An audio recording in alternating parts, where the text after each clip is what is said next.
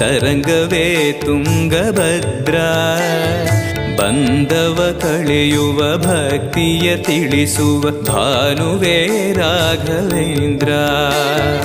ರಂಗನ ಭಜಿಸುವ ಭಂಗವ ಬಿಡಿಸುವ ತರಂಗವೇ ತುಂಗಭದ್ರಾ, ಬಂದವ ಕಳೆಯುವ ಭಕ್ತಿಯ ತಿಳಿಸುವ ಭಾನುವೇ ರಾಘವೇಂದ್ರ.